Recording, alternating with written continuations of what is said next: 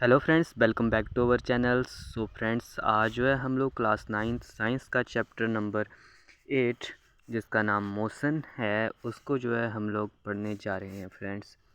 So friends, चलिए हम जो है अभी शुरू करते हैं बिना टाइम वेस्ट किए।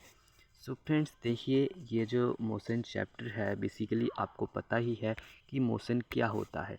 मोशन हम लोग मतलब बोलते हैं कि मूवमेंट, ठीक है। अगर किसी भी ऑब्जेक्ट में अगर किसी भी ऑब्जेक्ट में मूवमेंट हो रही है तो बेसिकली हम लोग ये बोल सकते हैं कि वो ऑब्जेक्ट मोशन शो कर सकता है, ठीक है। सो फ्रेंड्स, यहाँ पर पहले जो है एनसीईआरटी में कुछ जो है एग्जांपल दे रखे हैं मोशन के, जैसे कि हमारे पास वर्ड फ्लाई, ठीक है।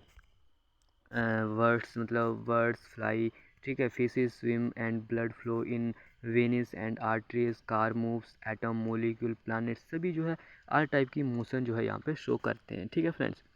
तो मतलब यहाँ पर जो है हमें दे रखा है। तो चलिए हम लोग जो है आगे चलते हैं। आगे जो हमारा बिल्कुल मेन इम्पोर्टेंट टॉपिक जो आता है इस चैप्टर में, वो मेन इम्पोर्टेंट टॉपिक आता है डिस्क्राइबिंग ऑफ अ मोशन, ठीक है। तो बेसिकली मोशन मैंने आपको शुरू से बताया कि मोशन जो होता है वो एक मूवमेंट होता है। मतलब अगर यहाँ से किसी एक पॉइंट से किसी दूसरे पॉइंट पर अगर कोई ऑब्जेक्ट गया तो हम लोग बोल सकते हैं कि ये उस ऑब्जेक्ट ने ज़रूर कहीं ना कहीं मोशन की होगी, तभी ही ये ऑब्जेक्ट जो है इस पॉइंट से इस पॉइंट तक जो है पहुँचा है, ठीक है फ्रेंड्स। तो ये थी हमारी बेसिक मोशन। अभी मोशन को डिस्क्राइब कैसे किया जाता है, तो देखिए मोशन को डिस्क्राइब करने के लिए हम लोग जो है कोई एक पॉइंट लेते हैं, जिस पॉइंट को हम लोग बोलते हैं रेफरेंस पॉइंट, ठीक है। क्या बोलते हैं हम लोग उसको? रेफरेंस रेफरेंस पॉइंट, ठीक है। रेफरेंस पॉइंट, ठीक है। अब ये रेफरेंस पॉइंट क्या होता है उसको भी हम लोग जो है एक समझते हैं बढ़िया अच्छे तरीके से, ठीक है। एक एग्जांपल से समझते हैं जो कि इस एनसीईआरटी में दिया हुआ है यहाँ पे एग्जांपल, उसी से जो है हम लोग इसको समझते हैं कि रेफरेंस पॉइंट क्या होता है, ठीक है। मान लो मैं थोड़ा अलग डिफरेंट एग्जांपल लेता हूँ, जो इसका एग्जांपल है वो भी समझाऊँगा आपको। तो मान लो कि यहाँ पर जो है आपका एक घर है, ठीक है। यहाँ पर आपका एक घर है, ठीक है।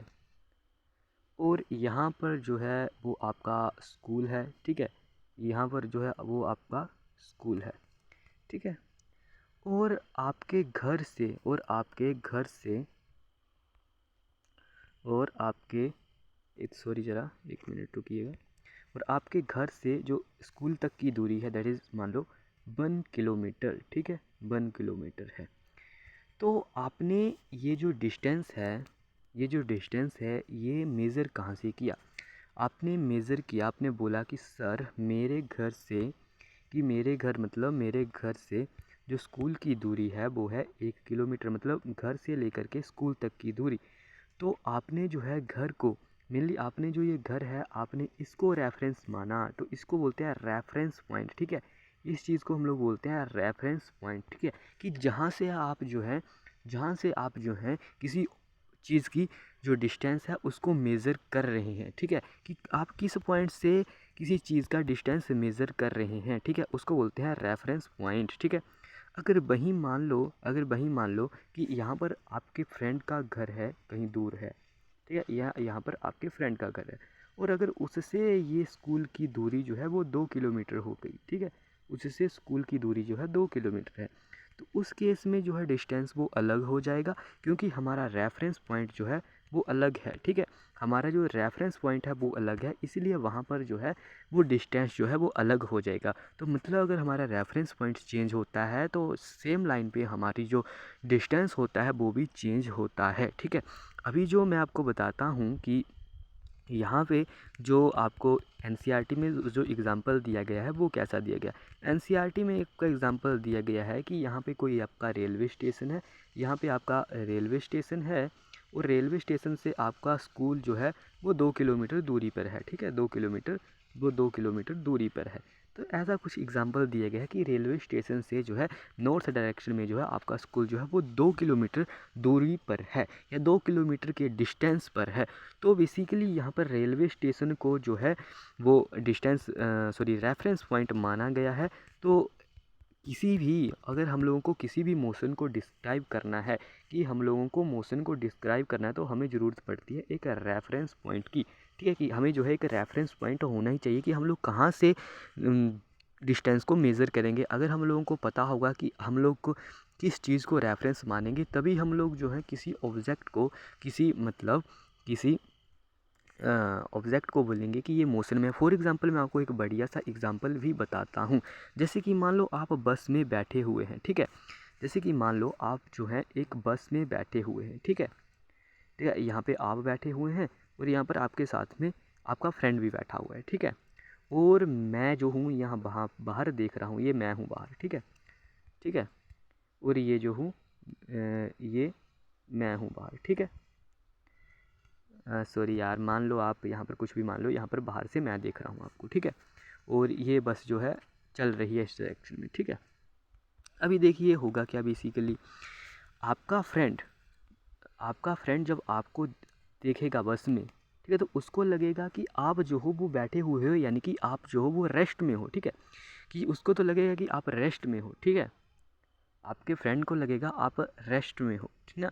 और आप जब उसको देखोगे तो भी आपको लगेगा कि हाँ, ये मेरा फ्रेंड भी जो है यहाँ पे बैठा हुआ है रेस्ट में, ये मोशन में नहीं है, ठीक है। बट जब मैं यहाँ बाहर से आप दोनों को देखूँगा, तो मुझे तो आप दोनों ही मतलब चलते हुए दिखाई दोगे, ठीक है। तो मतलब मुझे आप दोनों चलते हुए दिखाई दोगे, मुझे आप दोनों मोशन में दिखाई दोगे, ठीक है। तो बेसिकली यहाँ पर हुआ क्या, जब आपके फ्रेंड या आपने देखा एक दूसरे को, तो क्या हुआ कि आपने फ्रेम ऑफ रेफरेंस किसे माना, आपने फ्रेम ऑफ रेफरेंस माना इस बस को, ठीक है। ये बस आपके लिए रेफरेंस बन गई, ठीक है। बस का जो ये नीचे साला सरफेस होता है, ये आपके लिए रेफरेंस पॉइंट बन गया, ठीक है।